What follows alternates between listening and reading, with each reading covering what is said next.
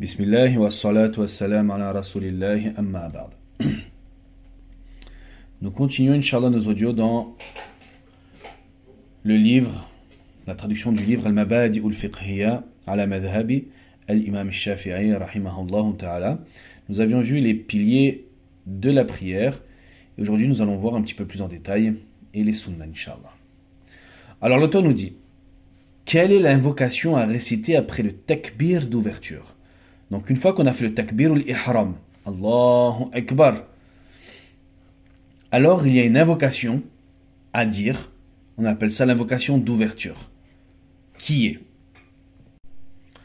Allahu Akbaru kabiran, walhamdulillahi kathira, wa subhanallahi bukratan wa asila.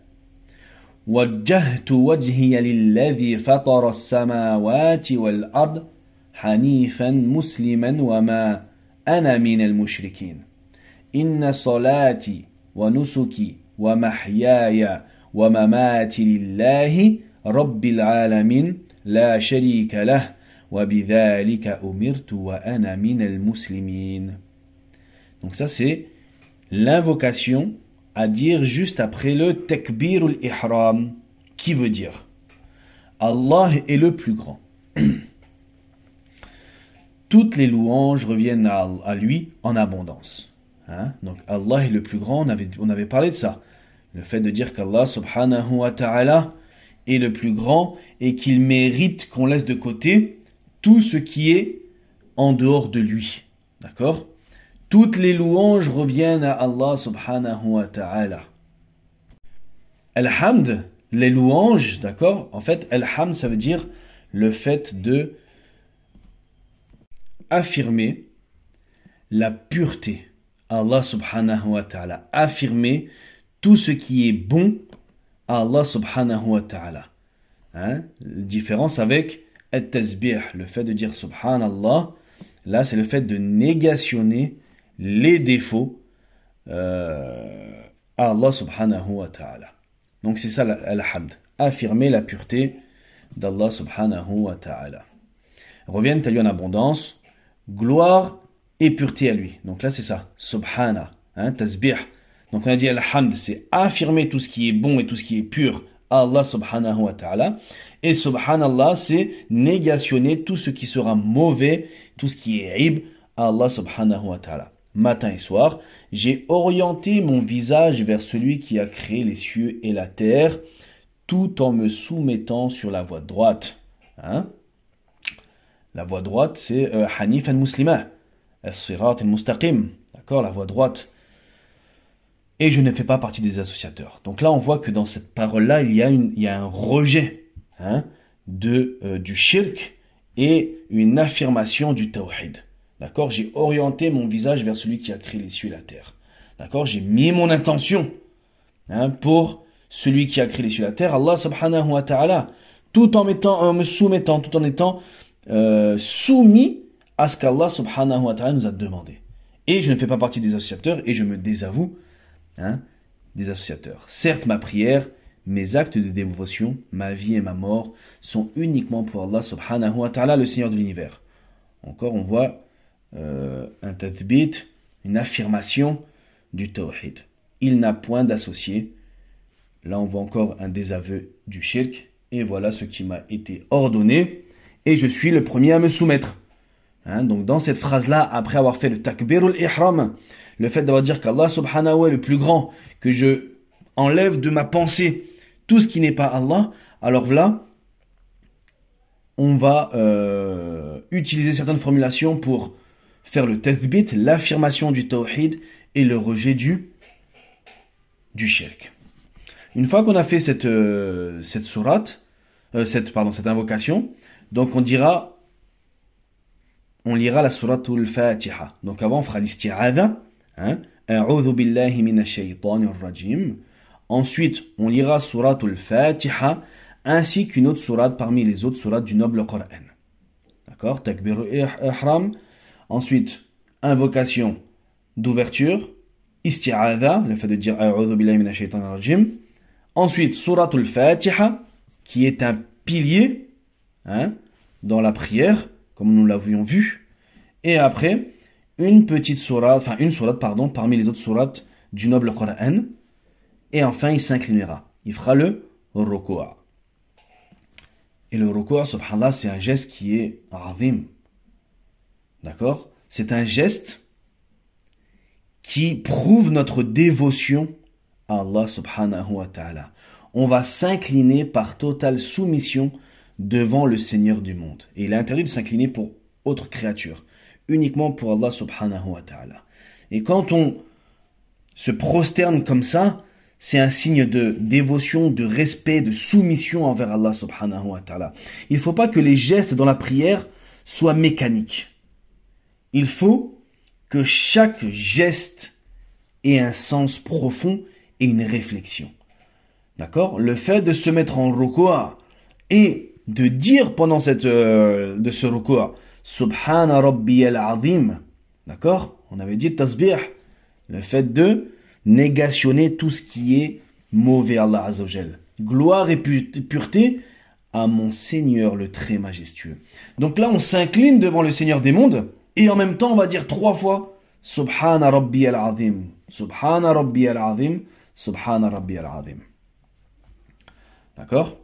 Donc tout ce geste-là et ces paroles, ils ont un sens profond et une véritable dévotion. Ensuite, une fois qu'on a dit ça, ces trois invocations-là, qu'est-ce qu'il doit dire le prieur au moment où il se redresse? D'accord? Il dira Sami'a Allahu liman hamidah, Rabbana wa lakal hamd, mil'a as-samawati wa mil'a al-ardi, wa mil'a ma shi'ta min shay'in ba'd. D'accord? Allah entend ceux qui le louent. Notre Seigneur, à toi les louanges, des louanges qui remplissent les cieux et la terre et qui remplissent tout ce que tu désires après. D'accord? Allah was-Sami', il entend tout et il voit tout. Une fois qu'on a dit cette invocation, donc là on s'est redressé, on marque un petit temps comme on avait vu dans les piliers de la prière. On avait vu dans le 6e pilier qui était se redresser et garder le corps droit. Et donc là, c'est en fait attendre une petite pause, comme dans le pilier 9. Observer une pause dans chaque geste. Alors on fait attention parce que c'est un pilier. On se doit de faire une petite pause et ne pas faire ça d'un seul coup. Une petite pause très courte. Donc une fois qu'on fera ça, qu'est-ce qu'on fera? On va venir se prosterner. La prosternation aussi est un pilier de la prière. Et encore une fois, la prosternation, comme le ruku', comme l'inclinaison, c'est quelque chose de azim, et encore plus que le ruku', parce que là, on va se prosterner. On va mettre notre face, notre visage contre le sol, devant notre Seigneur. C'est une forme d'humiliation devant notre Seigneur. Donc, c'est une totale soumission à Allah subhanahu wa ta'ala. Et il y a même certains imams qui ont donné comme avis, alors c'est un avis, pas forcément dans le madhhab shafi'i, que le fait d'utiliser un tapis de prière, c'était makruh, car en fait le but de la prosternation était de s'humilier devant Allah subhanahu wa ta'ala. Et donc le fait de prendre un petit tapis, c'est un peu inconfort, etc., etc. Alors bien sûr, c'est un avis, mais c'est juste pour montrer la profondeur du sujoud et de la prosternation et la profondeur en fait de l'humiliation que l'on doit avoir à ce moment-là. Le fait d'être humilié devant Allah parce que c'est lui qui mérite tout, c'est lui qui mérite toute notre attention. Et à ce moment-là, qu'est-ce qu'on dira dans cette prosternation? Subhana Rabbiyal A'la. Donc dans l'inclinaison, on a dit Subhana Rabbiyal Azim. Et là, on dit Subhana Rabbiyal A'la. Louange et pureté à mon Seigneur le très haut, le plus haut. D'accord? 3 fois. Ensuite, qu'est-ce qu'il fait? Il s'assied un instant, donc pour dire Rabbighfirli, et il va se prosterner à nouveau. Donc Rabbighfirli, c'est le plus simple des du'as. Mais nous, dans ce livre-là, qu'est-ce qu'on apprend? Rabbighfirli warhamni, wajburni, warzuqni, warfa'ni, wa'afini, wa'afu anni. D'accord? Rabbi ighfirli, warhamni, wajburni, warzuqni, warfa'ni, wa'afini, wa'afu anni. Ô Allah, ô Seigneur, pardonne-moi. Fais-moi miséricorde. Pense mes blessures. Élève-moi. Accorde-moi la subsistance. Accorde-moi le salut. Et sois clément avec moi. Donc ça, c'est l'invocation à dire entre les deux prosternations. Ensuite, donc une fois qu'on a fait ces deux prosternations, tout ça, on a fait nos deux rak'a. Qu'est-ce qu'on doit dire après pendant le tashahhud? On avait vu que le tashahhud était, le deuxième tashahhud était un pilier de la prière. At-tahiyyatu lillah, was-salawatu, wat-tayyibatu, assalamu alayka ayyuhan nabiyyi, wa rahmatullahi wa barakatuh. Assalamu alayna wa ala ibadillahi as-salihina. أشهد أن لا إله إلا الله وأشهد أن محمدا عبده ورسوله. Voilà l'invocation qu'on doit dire. Alors j'ai juste fait une petite faute. Ayyuhan nabiyyu wa rahmatullahi wa barakatuh. Qui veut dire les salutations bénies, les prières et les meilleures œuvres reviennent de droit à Allah subhanahu wa ta'ala. Ô prophète, que la paix soit sur toi ainsi que la miséricorde et la bénédiction d'Allah. Je témoigne qu'il n'y a pas de divinité en dehors d'Allah, l'unique, sans associé, et je témoigne que Mohammed est son serviteur et messager. Donc ça c'est l'invocation de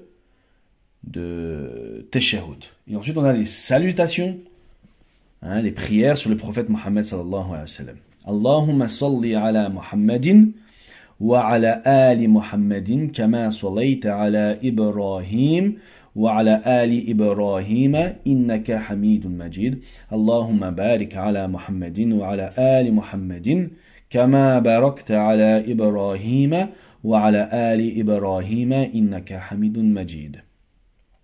Ô Allah, prie sur notre maître Mohammed ainsi que sur la famille de notre maître Mohammed. Comme tu as prié sur notre maître Ibrahim, ainsi que sa famille, et béni notre maître Mohammed, ainsi que sa famille, comme tu as béni notre maître Ibrahim, ainsi que sa famille, dans l'univers, tu es certes celui qui mérite les louanges. Alors là, bien sûr, la prière d'Allah Azza wa Jal sur les prophètes, c'est le fait de les mentionner dans les plus hautes assemblées. Une fois qu'on a terminé le tashahhud, et les prières sur le prophète sallam, alors on dit Allahumma inni a'udhu bika min adhabil qabr wa min adhabil nar wa min fitnatil masih ad-dajjal. Allahumma ighfirli ma qaddamtu wa ma akhartu wa ma asrartu wa ma a'lantu anta al-muqaddim wa anta al-mu'akhir la ilaha illa ant faghfirli maghfiratan min 'indik وارحمني إنك أنت الغفور الرحيم اللهم ربنا آتنا في الدنيا حسنة وفي الآخرة حسنة وقنا عذاب النار.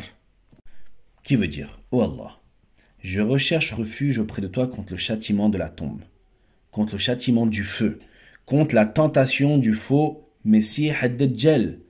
Ô Allah, pardonne-moi ce que j'ai fait et ce que j'ai retardé, ce que j'ai caché et ce que j'ai fait d'apparent. Tu es certes celui qui fait devancer ou retarder les choses et celui qui sera là après. Ô Allah, point de divinité digne d'adoration si ce n'est que toi. Ô Allah, pardonne-moi d'un pardon émanant de toi et fais-moi miséricorde. Tu es certes le pardonneur, le très miséricordieux. Ô Seigneur, accorde-nous une belle part dans notre vie d'ici-bas et une belle part dans l'au-delà, et préserve-nous du châtiment de l'enfer. Donc ça c'est la dua, on a dit après le tashahhud et après la prière sur le prophète Mohammed sallallahu alayhi wa sallam. Et enfin, après ces invocations-là, qu'est-ce qu'il dira? Donc as-salam pour finir, at-taslim pour finir la prière, assalamu alaykum wa rahmatullah. D'accord? Donc que la paix soit sur vous ainsi que la miséricorde d'Allah Azza wa Jal. Et donc, on avait dit que le premier salam était un pilier et le deuxième sera sunnah. Et enfin, donc on essaie de clôturer le chapitre de la prière, le qunut. Qu'est-ce que le qunut? Alors dans le madhab shafi'i, on a une invocation à dire tous les matins pour la prière du subh, après le redressement de l'inclinaison. D'accord? Donc quand on fait le matin, on prie notre prière, on fait la première raka'a, et dans la deuxième raka'a, on va réciter l'invocation du qunut qui est Allahumma hdini fi man hadayt, wa afini fi man afayt, wa tawallani fi man tawallayt, wa barik li fi ma a'tayt, wa qini sharra ma qadayt, fa innaka taqdi wa la yuqda alayk, innahu la yadhillu man walayt, wa la ya'izzu man adayt, tabarakta rabbana wa ta'alayt, فلك الحمد على ما قضيت أستغفرك وأتوب إليك وصلى الله على سيدنا محمد النبي الأمي وعلى آله وصحبه وسلم. D'accord? Donc ça c'est à dire à la deuxième inclinaison pour la prière du matin. Oh Allah, guide-moi parmi ceux que tu as guidés, accorde-moi le salut parmi ceux auxquels tu l'as accordé, prends-moi en charge parmi ceux que tu as pris en charge, bénis ce que tu m'as donné. Épargne-moi le mal de ce que tu as décrété, car c'est toi seul qui juges et on ne peut te juger. Ne sera jamais humilié celui que tu prends en charge, comme ne sera jamais honoré celui que tu as pris comme ennemi. Béni sois-tu, ô Seigneur, que tu sois exalté. À toi la louange de ce que tu as décrété. Je te demande pardon et me repens vers toi. Qu'Allah prie sur notre maître Mohammed, sallallahu alayhi wa sallam, ainsi que sur sa famille et ses compagnons. Et avec ça, nous terminons le chapitre de la prière. Et dans le prochain audio, nous verrons le chapitre de l'aumône légale. Donc voilà. Faites très attention, d'accord? La prière, c'est quelque chose de très très très important. Alors pour celui qui écoute et qui néglige, qui est négligent dans sa prière, qui fasse l'effort de prier à l'heure et de prier toutes ses prières. Pour celui qui priait déjà à l'heure et n'était pas négligent, soyez concentrés. Essayez de comprendre le sens profond de chaque geste de la prière. Et essayez d'avoir l'intention la plus sincère pour Allah subhanahu wa ta'ala. Subhanakallahumma wa bihamdik. Ashhadu an la ilaha illa ant. Astaghfiruka wa atubu ilayk. Pour ceux qui veulent les invocations, d'accord, pour pouvoir les apprendre par cœur, n'hésitez pas à me contacter, Inch'Allah. Wassalamu alaikum wa rahmatullahi wa barakatuh.